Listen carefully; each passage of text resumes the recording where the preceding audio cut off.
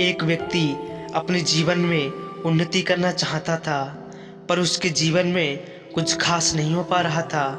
वह अपने जीवन से खुश नहीं था। अपने जीवन की उन्नति के लिए वह कई ज्ञानियों से मिला। उसने कई आध्यात्मिक कहानियाँ सुनी। वह सत्संग में गया। उसने पूजा पाठ की। उसने दुआएं मांगी।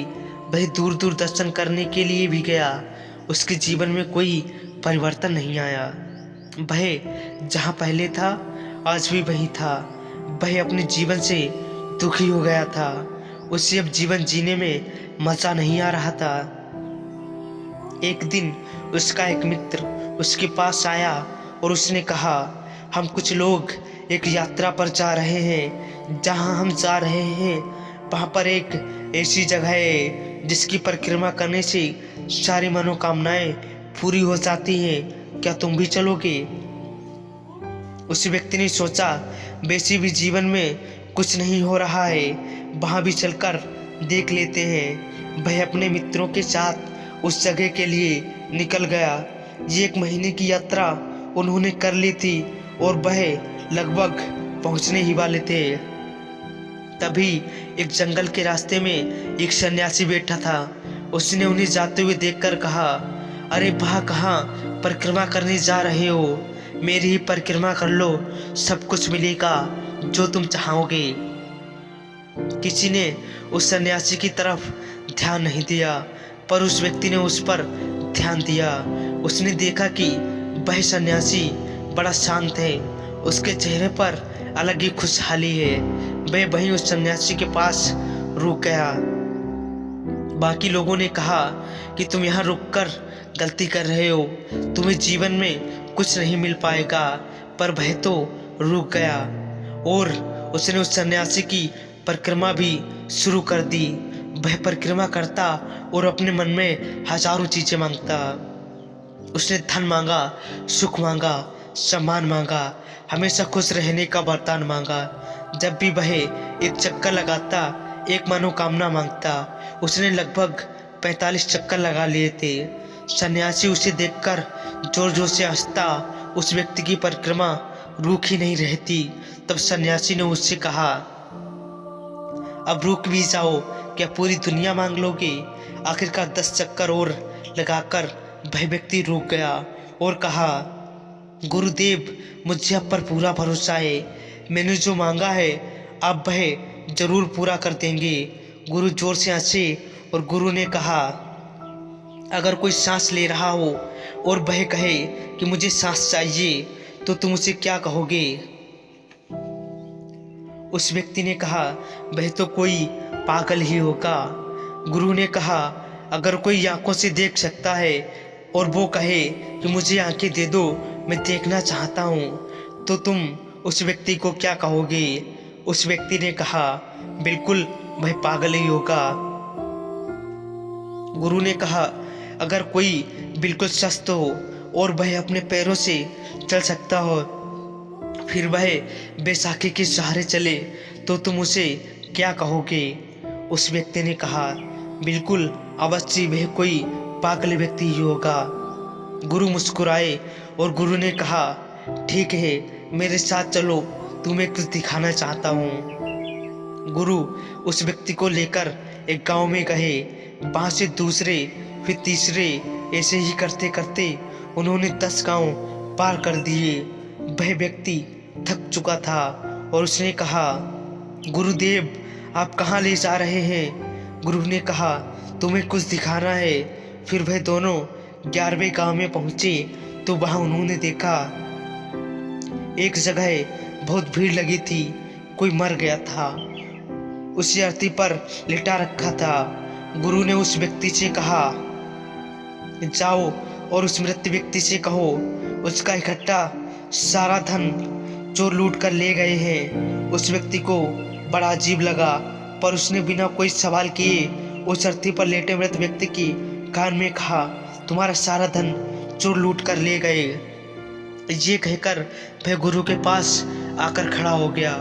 गुरु ने फिर से कहा, जाओ और उस मृत व्यक्ति से कहो उसकी जमीन के नीचे सोने का खजाना दबा है।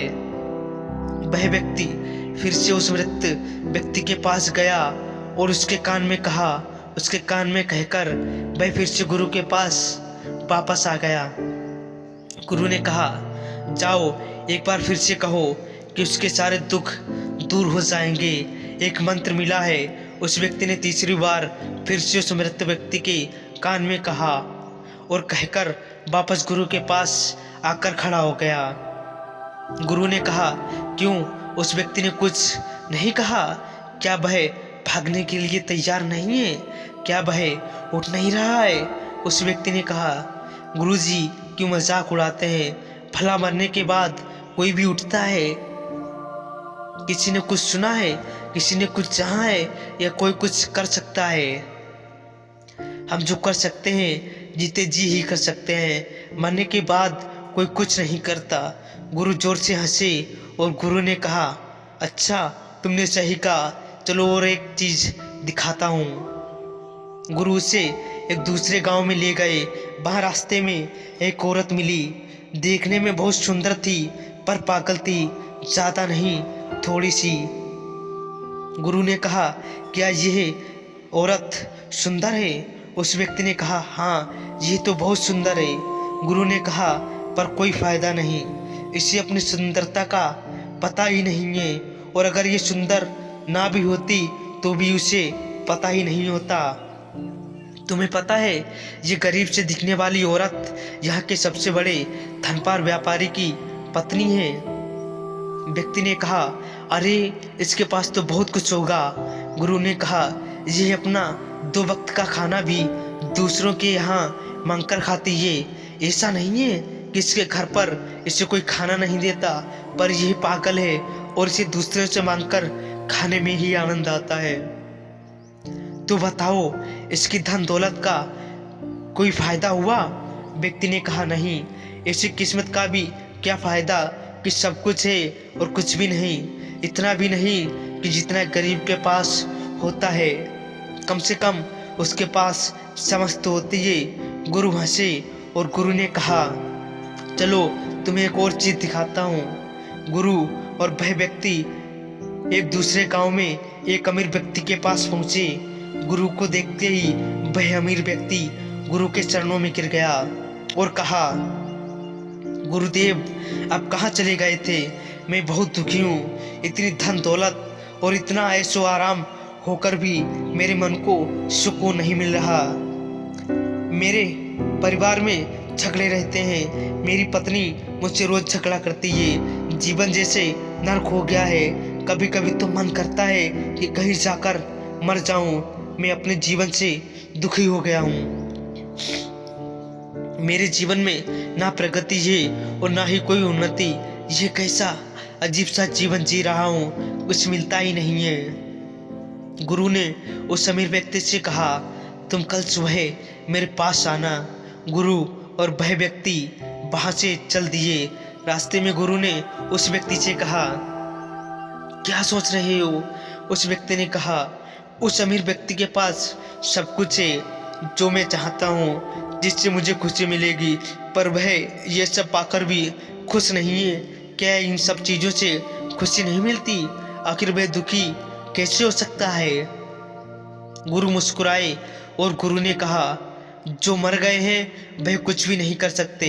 जो हो सकता है वह जीते जी जीवन के साथ ही किया जा सकता है। इस दुनिया में सबसे बड़ा अभागा वह है जिसके पास स्वस्थ शरीर नहीं है और जिसके पास स्वस्थ मस्तिष्क भी नहीं है। जो पागल है वह दुनिया में रहकर भी कुछ नहीं कर सकेगा। उसे कुछ ना मिल सकेगा। अगर मिला हुआ होगा तो भी वह उसका एहसास न कर सकेगा। तुम चाहे कितनी भी परिक्रमा करो, कितनी भी यात्राएं करो, कितनी भी मन्नत मांगो, मनोकामनाएं की पूर्ति के लिए उधर उधर भागो, आखिरकार तुम्हारी मांग भी तुम्हारा दुख ही है। तुम मांगते तो सुख हो, पर तुम्हें पता ही नहीं है कि जिसे तुम सुख समझकर मांग रहे हो वही तो असली दुख है। तुम्हारी मांग ही तुम्हारा दुख है। अमीर से अमीर भी उतना दुखी है जितना है गरीब से गरीब हो सकता है। गरीब के अपने अलग दुख हैं, अमीर के अलग, पर दुखी तो दोनों हैं। दोनों ही मांगने के लिए तैयार हैं और मांगे भी गए तो क्या दुख और कुछ भी नहीं। उस व्यक्ति ने कहा, तो गुरुजी इस दुनिया में सबसे बड़ा सुख क्या है? गुरु ने कहा, एक स्वस्थ शरीर के साथ, स्वस्थ मस्तिष्क के साथ इस दुनिया में जीवित होना ही सबसे बड़ा सुख है, या कहें हमारे जीवित होना एक बहुत बड़ा मौका है।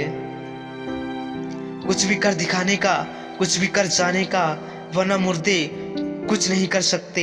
हम कुछ भी कर जाने के लिए, कुछ भी करने के लिए बने हैं। बिना कुछ करे कुछ मिल जाए, ये बात केवल मुर्दों पर ही अच्छी लगेगी।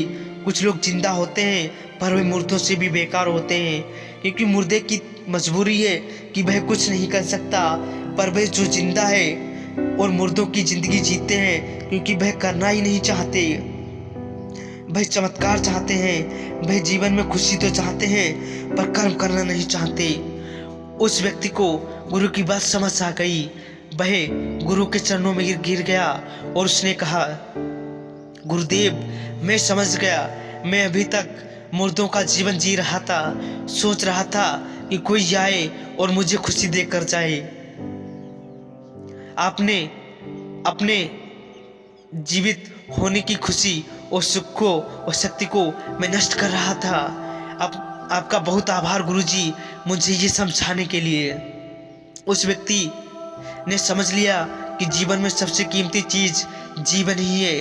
वह ठीक है तो वह कुछ भी कर सकता है, करने से सब हो जाता है, ना करने से कुछ भी नहीं। हमारे साथ भी कुछ ऐसा ही है।